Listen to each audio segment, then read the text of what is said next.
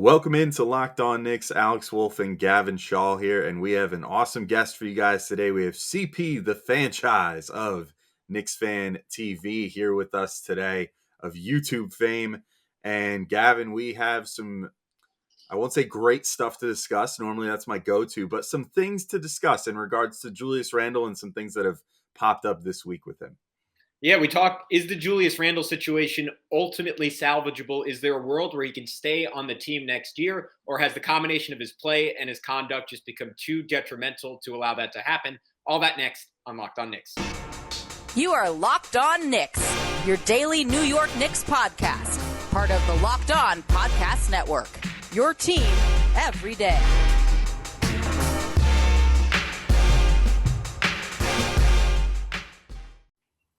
All right, welcome into Locked On Knicks. We did want to thank you guys for making Locked On Knicks your first listen every day, whether it's on your favorite podcast platform or on YouTube. We appreciate you making us a part of your day every day. I'm Alex Wolf. I'm editor-in-chief of Knicks site, The Strickland, which you can find at thestrick.land. He is Gavin Shaw, your favorite play-by-play broadcaster's favorite play-by-play broadcaster. And this, of course, is Locked On Knicks. We are joined, as I said in the intro, by CP, the Fanchise of Knicks Fan TV. You might know him on Twitter as at CP the Fanchise or just at Knicks Fan TV. And of course, he runs probably the most fun call-in show specifically related to the Knicks in the universe, mostly because he was like the pioneer to make the online call-in show about the Knicks, Knicks Fan TV on YouTube. So if you've never checked that out, definitely check that out. But I won't hold this back any further. We're going to talk about the Julius Randle situation and everything that has transpired this week, and some things that might start transpiring as soon as this offseason. All right, as promised, we are joined by CP, the Fanchise from Knicks Fan TV on YouTube. So if you're joining us on YouTube and have somehow not heard of Knicks Fan TV yet, definitely go check that out. You can find him on Twitter at CP the Fanchise or at Knicks Fan TV. CP, how you doing, man? How is this? Are you enjoying as much as us the fact that this season is winding down and in its doldrums? Absolutely, fellas. Absolutely, man. After the roller coaster season that was last year, and the expectations just heightened and everything that's gone on this year, we are officially eliminated from the playoffs as of this recording. So I am looking forward to wrapping this one up and heading into the off season for sure. For sure. And one of the biggest questions, which we're going to address exclusively on this pod, which you have an intimate, you had some intimate run-ins with the Julius Randle situation yourself, thanks to some Twitter interactions, which I won't bring up unless you feel like bringing them up. But basically, there's been reports coming out that he's asking for a trade, or is, at least fed up with his time in New York. Those reports came out after the Chicago game, which ironically was a win for the Knicks, but a game when Julius played terrible. But we're sort of in this weird crossroads where it's like, does he want to be here? Does he not want to be here? Does he want to try? Does he not want to try? Is he invested? Is he not? I mean, I guess the best way to start, CP, is like, is this Julius situation salvageable to you? I think it can be, but I don't think it will be. And I think, look, it's been a trying year for him, obviously, coming off of last year, dominating the way he did, really carrying the team, up until the D Rose trade. And then I think they both had a hand in really resurrecting his franchise, man, and getting us to where we were last year. But I think the fallout from the Hawks series, you could tell. I tell people all the time, I was there the first 4 games, watching him very intently, and the guy just looked like a fish out of water. You could tell he was cooked, and I thought the pressure was really, and this was when the fans first came back, and I just thought, I thought, number one, McMillan's game plan was great, and we couldn't adjust. Tibbs wasn't adjusting, but Julius was really, really under pressure in that game, and he goes into the offseason, he gets the max contract. And I thought this year, the expectations for this team were going to be immense. We wanted to see this team pick up where they left off. We hoped that the new additions would help. And everything that could go wrong went wrong, from the injuries to the ineffective play to, you name it. So I think this was a trying year for him. And the thumbs down situation, I thought that hurt him. And I'm not sure if he can come back from that, because there's one thing that we can confirm. A lot of people would speculate, like, is he jealous of RJ? Is he jealous of Obi? I don't know that to be true. And we don't know that to be true. But one thing we do know is that his relationship with the fans has had an immense impact on him. He just came out in the media and admitted it after the Hornets game about, how much it's weighing on him and his family. As you guys alluded to earlier, the wife came at me as the face of all toxic Knicks fans, or the leader of all toxic Knicks fans, and we had our exchange. And so I know that he is a guy that buys into social media. I think he reads a lot of that. I know for a fact he's a burner account type of guy. So I think all of that has weighed on him, and so it's been tough. But I also think from an organizational standpoint, since he's been here these 3 years, we've yet to put a balanced and cohesive roster, not around him, but with him as a piece in the starting lineup. It's a weird thing, right? Because we've seen at points this year that he knows how to play the right way. Even when RJ is functioning as more of an alpha dog and as a bigger part of the offense, like the 7-game stretch before the All-Star break, when he was just ridiculous, it wasn't because his shot just magically came back and he was the guy that we saw last year. It was because he was crashing hard to the rim and playing with pace and playing unselfishly and saying, all right, it's okay if I'm not like dribbling there out of the basketball. Like, I can score really easily as a roller, and leverage the fact that Evan Fournier is one of the best 3-point shooters in the league. Leverage the fact that RJ is more of a threat now. And to me, I think that's sort of what's torturing all of us, right? Because if like the guy had no talent, like we wouldn't be doing full episodes on him. We'd just be saying, all right, sayonara, like we'll see you, like no big deal. But it's tough because there's like this brilliant guy in there, not just as a scorer, as a passer. Like I think we saw last year at points, there's a really good defender in there. And it's this like painful thing because it's like, all right, like, you're smart enough to know how to play the right way. Like you showed all last season, like he has the heart to play like that and put that kind of effort and energy in on a night-to-night basis. But it seems like he's almost his own worst enemy to some extent, where like we saw it in that Bulls game where he was just like shooting himself in the foot. And I thought last night was weird because it was like there were stretches where he was trying to play the right way, stretches where he was just like totally clogging things up, looking off wide open shooters and just forcing up bad shots. So CP, I'm curious where you are with that, because I think I'm at the point where I'm like, all right, it's like the definition of insanity to try this again. Like clearly that dude is in there, but we haven't seen a whole lot of evidence that he's going to come out consistently when he's not the clear-cut number one guy. It's frustrating, man. As you said, his commitment on both ends of the floor has been so up and down this season. Last year he was great.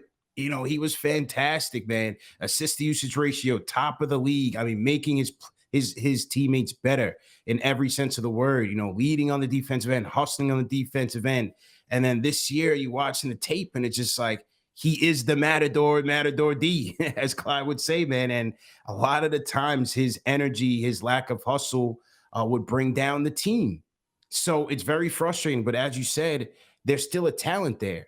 And I'm just a little bit leery in, selling low on this type of talent.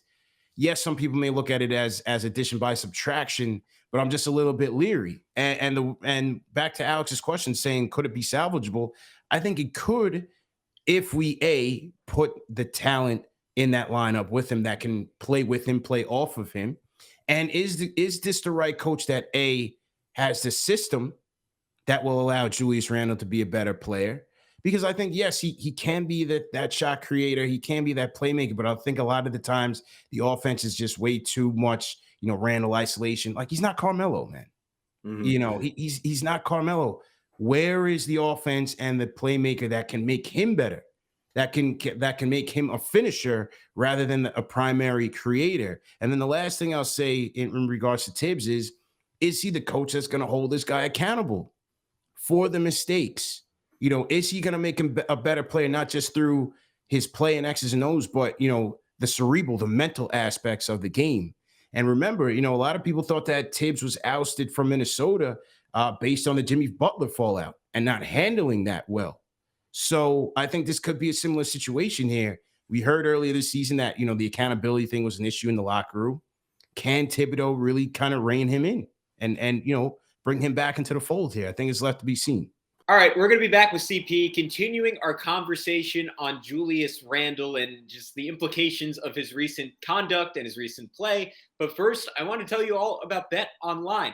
BetOnline.net is your number one source for all your sports betting needs and sports info. You can find all the latest sports development, including this week's Masters Championships odds, podcasts, and reviews for all the different leagues this season. Alex, some people might be betting the Masters. I don't know that much about golf, so I think I'm going to be betting college basketball, and I led everyone right, telling you to take Arkansas over Gonzaga last week. This week, I am again leading you right, telling you to take Duke over North Carolina. Duke is rolling. They're playing better than anyone in the tournament. They just have quite a bit more talent than North Carolina. I know Carolina got the win in Coach K's final game.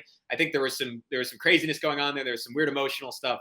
I like Duke a whole lot in that game as a 4-point favorite. But BetOnline is your continued source for all your sports wagering information, including live betting, esports, and scores. So head to the website today or use your mobile device to learn more about the trends in action. BetOnline, where the game starts. Yeah, I agree. I mean, there's so many variables to if this situation will work out, right? Because you say, like, are they putting the right players around him to make him a success? And it's like, well, what does Julius view as a successful version of himself? You know what I mean? Like, does he view that as the person last year who, as you said, had a really good assist to usage ratio and all that, but also had a really high usage percentage? And like most nights, I mean, he was the offense. Yeah, but that's right. I think that anyone with eyeballs and him, the one actually shooting the ball, should realize like he was probably the biggest like, example of empty gym syndrome, like he shot great in an empty gym last year. And we saw as soon as the playoffs came around, and even right before that, when fans started coming back a little bit, that, for whatever reason, I mean, part of it was the great scheming by Nate McMillan against him in the playoffs. But once the fans came back, he was not shooting as well. And this was something that we saw in the bubble too. So it wasn't like it was a new phenomenon. Like there was basically a year and a half where players shot way better than normal. Yeah. And now everything sort of came back to earth in some ways for some guys and in lesser ways for others. But pretty much everybody was shooting worse now, but Randle is shooting like demonstrably worse. Yeah. So does he still think that he has a, like 45% from the field, 40% from three, 80% from the line in him? If he does, I don't know if it's ever going to work. You know what I mean? Because I think that he still views himself as this guy that can be like, to use like a very, I always feel like this is like a very like smarmy basketball term, but like a heliocentric guy. You know what I mean? Like, does he think that he could be like Giannis, that you just basically run the entire team through, or LeBron, that's like, he's your only dude, and like he's going out there and he's generating shots, if not for himself, then he's the only one setting the table basically for the whole team. Or even, that was like sort of like how OKC used to play through Westbrook, for example, Yeah. And I don't think that style is conducive to winning basketball, especially in today's NBA. Like, there are so few teams that are run through one guy with no other options that can like handle the ball and do stuff in today's NBA. That was like en vogue, like 2013, 14, 15, that sort of thing. And even then, a lot of the offenses that ran that way still sputtered in the playoffs and would end up losing. And it, it wasn't until teams like Milwaukee, for example, last year, built their roster out to have more creators, like adding a Drew Holiday on top of Middleton and Giannis, then all of a sudden now you can stump teams more and you have guys that can create more. So I think that's kind of where I'm at with Julius. It's just like, I agree, it could be salvageable. I think that he could potentially, end up back sort of in like a middle ground. I don't think he would ever meet the lofty shooting percentages that he set during 2021, but I think that if he embraced getting to the rim more and doing the things that he's done well this year, that he could find himself in a position where he could get like his overall field goal percentage up a bit and get his free throw attempts up and stuff like that, and make himself a good scorer that way, even if he's only shooting like 30, 32, 33% from three, as long as he was willing to make those adjustments. But it seems like this year his worst habits are just sort of settling back into 2021 Julius without 2021 Julius's, ability and empty gym shooting bump. And then he gets frustrated because he's not making shots. That spills over into his defense. That spills over into his attitude. That spills over into everything else. And then all of a sudden it's like the Bulls game where he had a bad game. The rest of his teammates had good games and they won the game. And yet he still was angry and allegedly asked for a trade after the game. Yeah. It's just, I don't know how to do that. But I want to quickly zero in on something else you said too, which is not wanting to potentially sell low on him and then have him work out better somewhere else. And like, I go back and forth on that, and maybe I'll ask you to expand on that in just a second here. But like, part of me is like that because you never want to end up on the losing end of a trade like that, right? Like you never want to trade a guy away when he's at his lowest and then have him go find a new gear. It would be like, it actually would remind me quite a bit of like Zach Randolph, for example. Like right. The Knicks acquired him. He was a good player when they got him from the Blazers. He put up okay numbers and stuff here, but clearly wasn't contributing to winning and wasn't having his best seasons in New York. And then they trade him to the Grizzlies, and he becomes literally like a franchise legend with the Grizzlies alongside Marc Gasol, and closes out his career as like a borderline Hall of Fame player. So I guess like I go back and forth because part of me fears that sort of situation, but the other part of me basically looks at it like, does it matter? Like, could you just trade him for basically nothing and just embrace like starting Obi Toppin? Maybe that then shifts your priorities to drafting a power forward, to back up Obi Toppin then, and come off the bench in the role that Obi's in right now using your one draft pick this year. And would that just sort of be a classic case of addition by subtraction? Like, where are you on that right now, CP, as far as like, because we're obviously going to talk about some potential trades in a minute for if the Knicks do decide to move Julius and if we think these would be good deals to look at or whatever. But where do you stand on the idea of sort of addition by subtraction with him right now? I think it's a great case to be made, right? I mean, you see how the other players, they still play for each other. They rally around RJ. You see the leadership that RJ is trying to convey on his team. 21 years old. You see Quickly there with the clipboard on the bench. So I think it's a very cohesive unit, and you see the energy and the dynamic that Obi brings when he's playing with those guys. Now, are they a better team? I don't see it. Not in the immediate future. If they get rid of him by starting Obi in place of Julius, I don't necessarily think they're a better team. But they'll be a more fun team. They'll be a team that shares the ball. The ball won't be sticking there, obviously. But I think my concern is, how does that impact us going forward, where you have this max contract asset, a player who is at a near all-star level, and then you sell low on him, where you brought in Leon Rose to ultimately land you that star, right? Yes, they're building through the draft. They're doing the right things. They're not taking too much risk. They're building through the margins, and you like all of that. But ultimately, they're trying to get that big fish. Maybe it's Zion. I don't want him. Maybe it's Donovan Mitchell down the road or someone. Does trading Julius and selling low, where you're just left with RJ, right? You're not trying to trade RJ. How does that impact you when the trade deadline comes, or the trade scenario comes, and this star wants out, and you're looking at other teams who can give you a better package of a guy who can quote unquote contribute right now, plus the young player, plus the picks, and so on and so forth? Does a Knicks package of a Quentin Grimes, Obi Toppin, and 5 first-round picks, does it get you there? Plus a salary, remember the salary, as opposed to trying to rehabilitate Julius and ultimately using him as that piece, as that, framework. It won't be a 1-for-1, but as a framework to get you that star down the road. So I think that's why I think it's a tricky trade to make at the moment. Yeah, and I think it's a great point, because that, to me, that was almost the most exciting part of Julius's season last year. Was like, oh, if RJ emerges, you have the piece that you can use as a fulcrum for a star. Like if he's even if he's not a second team All NBA guy going forward, if he's like a notch below that, like that's like, I mean, it's kind of like the classic like DeMar DeRozan for Kawhi Leonard, right? The Spurs, as like regardless of where Kawhi wanted to go, they needed to get back someone at least as good as DeRozan just to save face. If Utah trades Donovan Mitchell, like they have to be, you can't really sell Obi Toppin, you can't really sell Quentin Grimes, to your point. You can't even necessarily sell Emmanuel quickly. And the whole perspective on the Knicks of doing this, especially with how he's taken a step forward, like RJ Barrett is most likely off the table in that deal. Obviously, it depends on the caliber of star. Like, of course, there are guys in the league you would include him for, but in all likelihood, the players that would be available for trade, you're not trading RJ Barrett for, because it's just a lateral move at that point, or a slight positive one, but not one that's going to get you anywhere. And Randle was that luxury piece that you were like, you can move in that deal. I guess my question is, CP, and we'll throw this at you, and then we'll get into the fake trades. Is and you hinted at this a little bit in your last answer.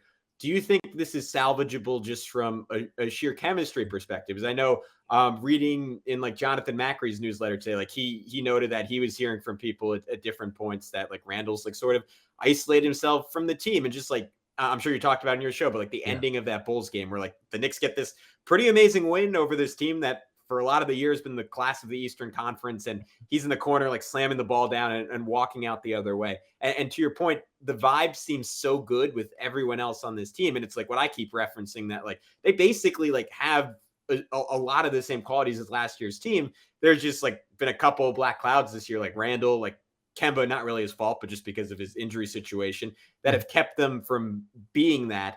But that just feels like a little broken to me, because I mean, I think this is what we've all been saying without always directly saying it. Like Randle's clearly not okay taking a backseat to RJ, right? Like that, like he's still posting up at the elbow. He still wants to be that guy. He's like, hey, I was injured. It was cute that you went off, but now I'm back. And RJ's like, nah, I'm the better player at this point. And like, I don't see that dynamic getting better when RJ comes in next offseason and is probably clearly the better guy after another offseason of work.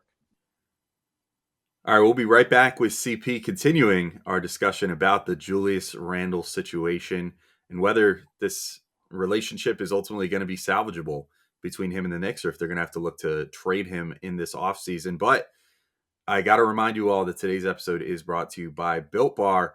Of course, Built Bars are the best tasting protein bar out there.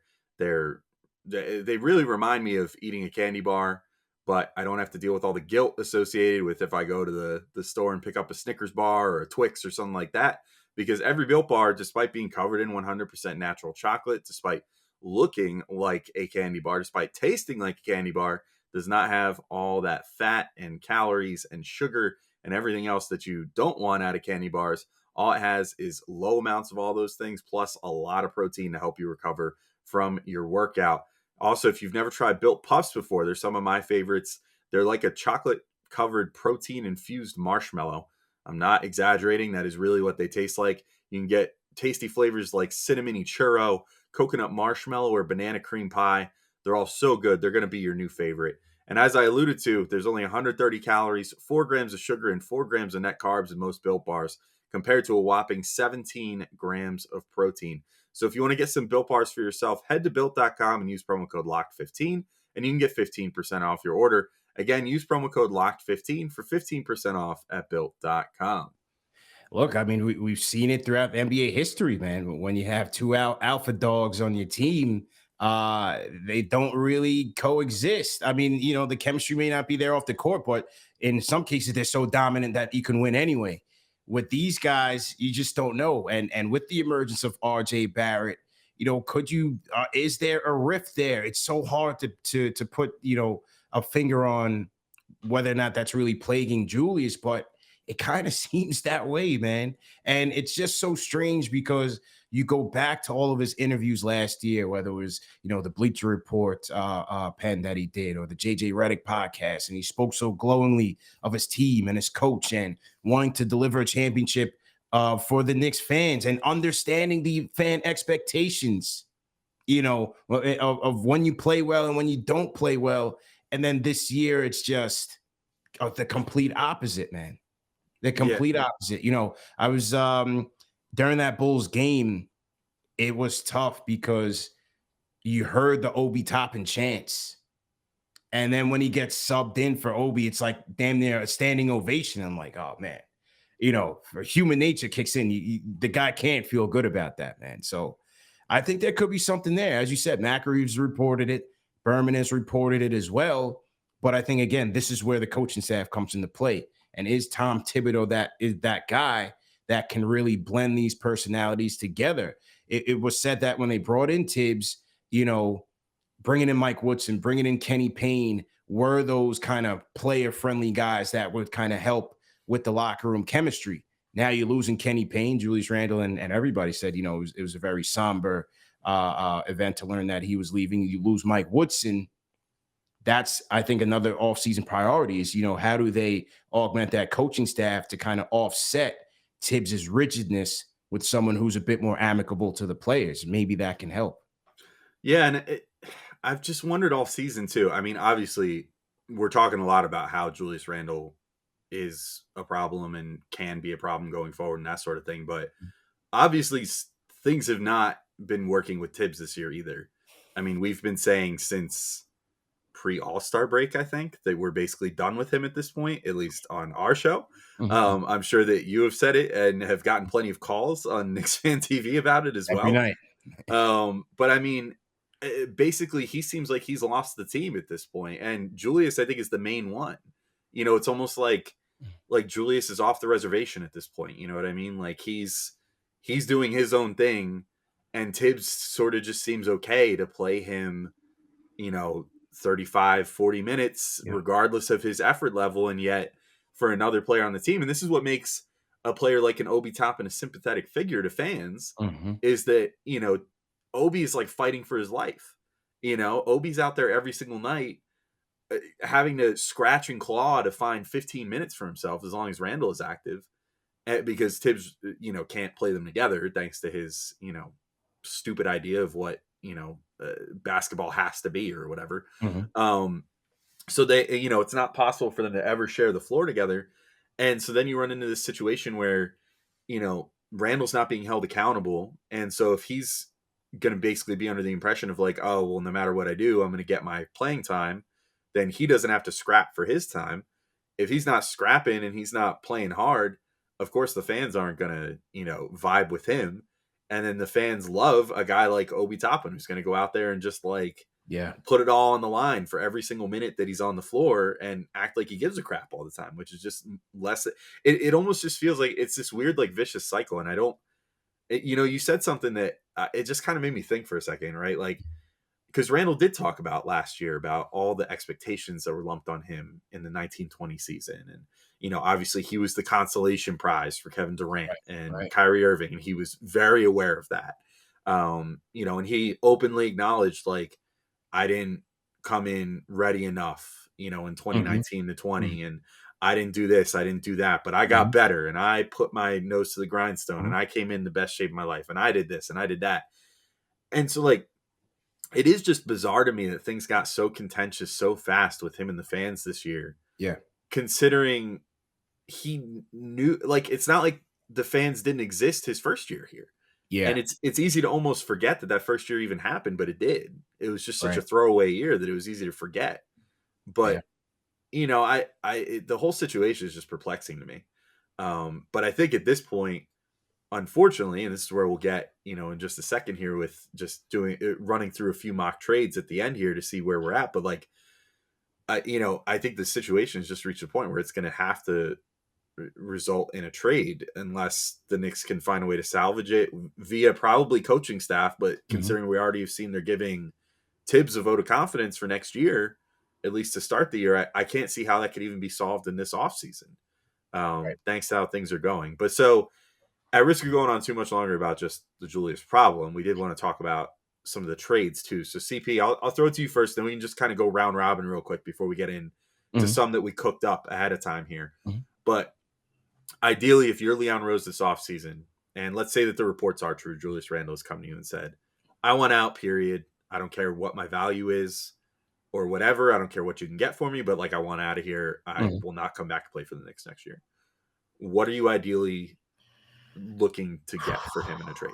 Yeah, so as I was saying, I think a Zion trade is risky, but I do think, as I said, if you're going to try to trade your max player who's near all-star levels, you want to try to get something of, comparable value or better. And so I would call New Orleans and say, hey, what is a package, a framework of Julius Randle and maybe a couple of younger players, some draft picks how does that for Zion? How does that play out? Because like I said, I think the Garden would love to promote that, that Duke Big Three on the marquee as the second coming here, and see where that goes. But if you're not able to get something comparable value, then I'd look to see if you can get some draft capital, maybe save on some salary there. Obviously his deal is 4 years, a 4-year deal. So maybe you take a shorter term contract back and see if you can get some draft capital to continue building through the draft.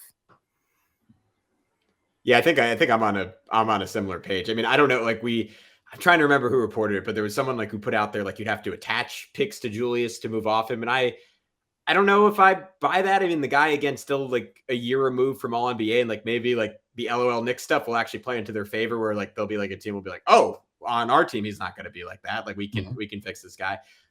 So I think I'm with you. Draft capital, or I was down for a Harrison Barnes type trade. Obviously that specifically isn't going to happen now that Sacramento acquired Domantas Sabonis, but someone in that mold, a high level, 3-and-D wing. Obviously you want Grimes to be that guy, but if he's not quite ready for that, that's someone, especially as sort of a small ball 4, I think can help you win a year from now. But honestly, I'm good with just picks, because I think part of the fundamental issue here for the Knicks, they just have a glut of guys on the wings, and you want Cam Reddish playing next year. You want Quentin Grimes in particular, I think, playing next year. And even if it means RJ has to play at the 4 for stretches, or Reddish has to play at the 4 for stretches, I'm okay trading Randle and not getting a player back who will help you next season. I want to see those guys get some run together a year from now.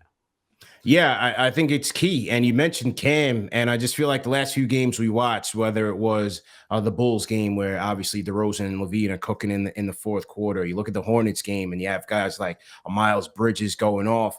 We don't have that.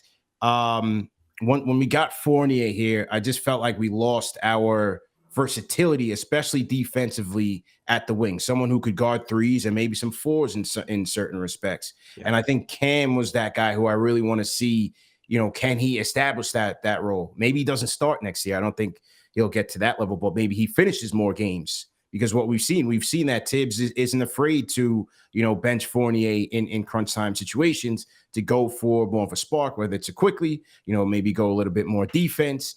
And so I'm hoping that, Cam can kind of assume that role. But if not, that's something that I would look for, whether in the draft or via trade, is getting a true wing that can go out there and play some defense for us. I think Grimes might end up being that guy. I don't know, Alex. I know you're a big fan too. But. Yeah, I love Grimes. Actually, that might make what I'm about to share a little bit of sacrilege here. All right, guys, that is it for this episode with CP. I know it breaks my heart as well, but don't fear. He will be back for a part 2 on a similar train of conversation early next week, talking some fake Julius Randle trades, mostly cooked up by Alex and a little bit by me. Can the Knicks acquire a star, depending on your definition of the word, from the Detroit Pistons for Julius Randle with a little draft capital thrown in? Can they get the point guard of their dreams from last summer from the Chicago Bulls for Randle plus an asset? We will talk about all that and more next time with CP. But until then, remember to subscribe wherever you get your podcasts. Throw us a 5-star review. Certainly go check us out on YouTube if you haven't already. Even if you have, we'd really appreciate your continued patronage. But until next time, he's Alex. I'm Gavin. Peace out.